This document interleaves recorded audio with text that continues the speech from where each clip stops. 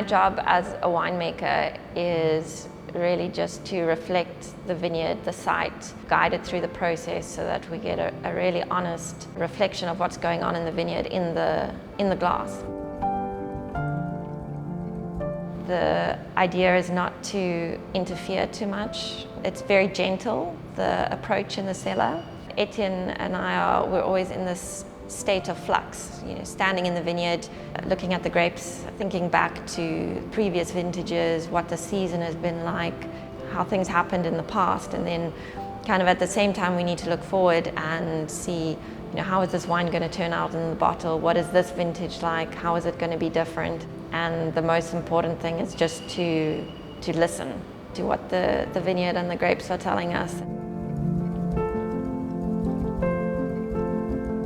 All of our wines are named after weeds that you'll commonly find in the vineyards. And even though we don't want the weeds growing in the vineyards that compete with the vines for soil, water, space, sunlight, they are a very important part of the story. We'll get different weeds growing in different seasons, in different sites. And then, of course, there's the vine, which we consider the ultimate weed, which can grow in the most difficult conditions and not only grow but thrive.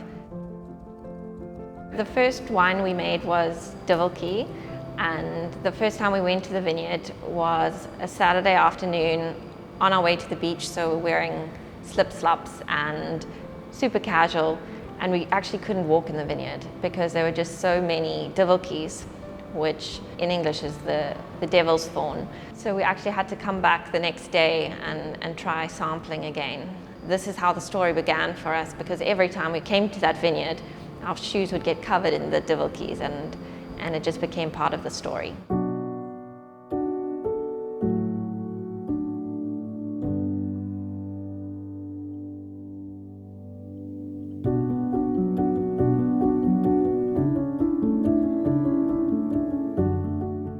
So we're standing in the Duwweltjie vineyard.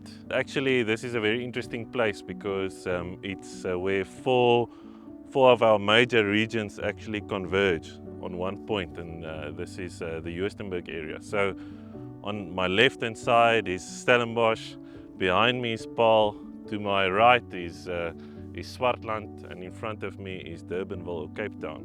So even though the Duwweltjie vineyard is technically situated in Paarl, which is a very warm region, it's actually quite cool. There's a fantastic cool breeze always pushing down here. I wouldn't say it's a sea breeze, but it definitely contains the vigor of the vine and allows us to pick fruit kind of fresh. The soil, obviously the soil is very important. It's a very interesting soil, sandy, gravelly, and it's mainly consisting of sediments that came down from the Simonsberg and Helderberg mountains in Stellenbosch, were laid down by water over millions of years, and then slowly leached most of their nutrients to form what we call coffee clip, which is a very interesting sedimentary rock that promotes root growth and free draining soils. So this is probably one of the most distinctive features of the vineyard, is the fact that it's basically on this bed of coffee clip, maintaining moderate vigor, and this allows us to kind of keep the vineyard management simple.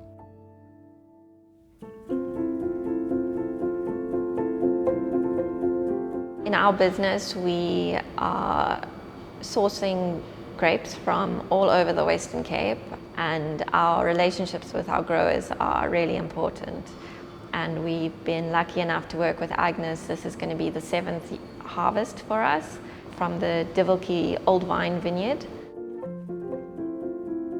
It was unusual in those years for a woman to inherit any ground, because they normally just got something like some linen or some silver or something like that. But my mother was determined to have a piece of ground. So she was given the least viable piece of ground. This was known as Damara Kloof. She immediately wanted to establish a vineyard, which was in 1946. The farm having belonged to her father, J.W. Meiberg. He helped her establish the vineyard. on ground considered not arable for agricultural purposes. In order to establish the vineyard, he in fact had to dynamite a lot of rocks out of the territory, which he was able to do because he had a license. In those years, of course, there were no tractors, and so it was all done with draft animals. They had the very, very difficult job of having to pull the heavy stones out of the vineyard and put them in the adjacent flare, and most of them are still there. I'm so happy that she did do what she had to do to start the farm. And when I came back 35 years ago, there was a lot to be done, and it has not been easy, but most things that I had hoped to do, I have achieved to an extent. We're not considered premier vines for making wine out of. There was a great accent on the red varieties.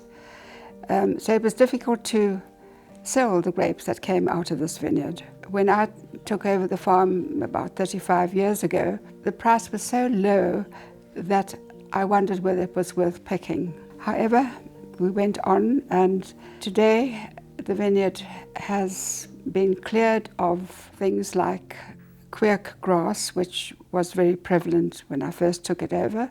And the vineyard now produces very good grapes of the quality desired by winemakers.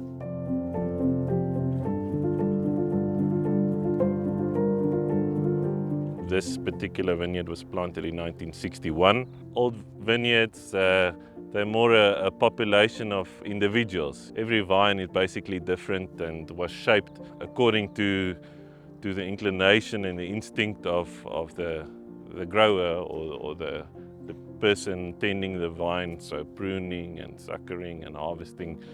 This means that every vine is an individual. It's balanced in its own way and claims its own little portion of soil, its own little space in the vineyard. Some are bigger and some are smaller, but they've managed to attain balance. And that, in terms of the final wine, brings a really important element. It brings a layer of complexity, a layer of harmony, which I think is very, very distinctive of an older vineyard, especially a bush vine as well. In a trellised vineyard, you have a kind of a mechanization, so vines aren't treated as individuals but as groups, and then sometimes things fall through the cracks. Old vineyards are really important in terms of our heritage and what we want to preserve for future generations. So it's extremely important that we tend these vines well and not only harvest the fruits of them now, but ensure their longevity in the future.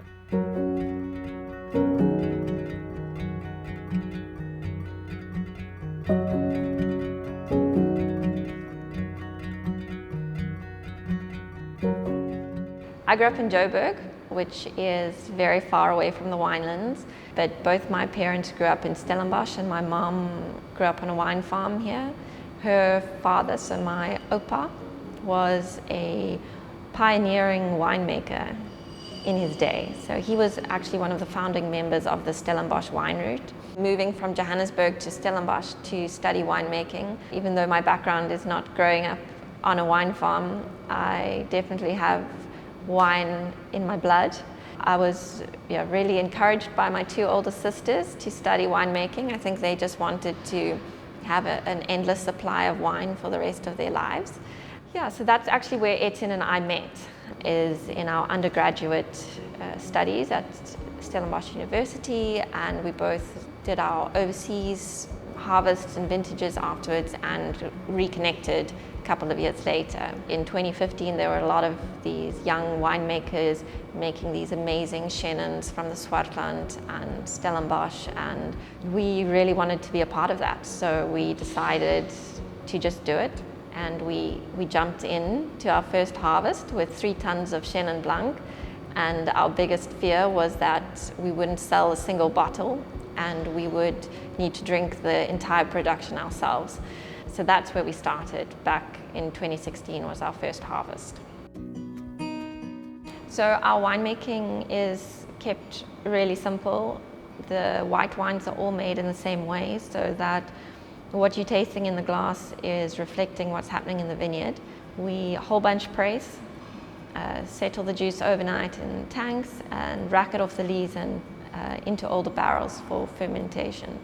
So yeah, we're working with older oak barrels so that we don't get too much oak influence, and yeah, naturally fermenting.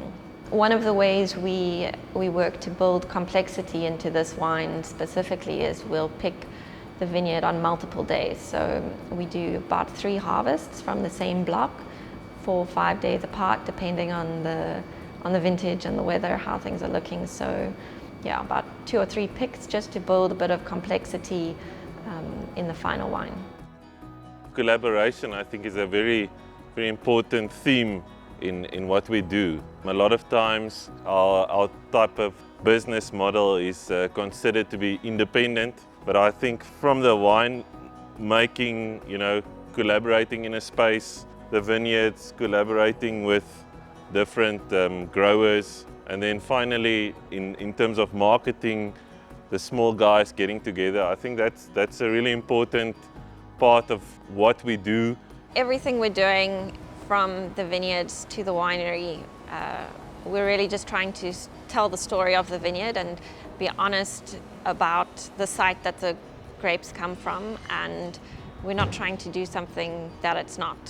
Trying to stay true to the nature of the wine. The honesty also goes beyond that in the way we do business. I'm very proud to say that being able to do honest business, that's really something. Going forward, that's really a foundation we can build on, and making honest wines and standing here and presenting them and the story behind that. That's the reason why we do what we do. There's a beauty in keeping things simple. So we definitely work with a less is more kind of approach in the winery, how we handle things in the vineyards, a soft touch. The less tools you have, the less you want to intervene and to show the real beauty. It's difficult to step back. It's difficult to create something without, trying to dive in. So I think that's the goal, to be able to step back, to guide, and to, with a very simple process and a measured process, try to show what nature gives us, and obviously what we bring, the perspective that we bring, and just show it in a simple way. I'm really happy to be part of the Thistle and Weed team. I actually can't believe where we are now compared to when we first started back in 2015 and with our first visit to the Duwweltjie vineyard. It's really a privilege to be working with so many different vineyards all over the Western Cape, especially since winemaking's always been part of my family story, and it's really great to be part of the wine industry.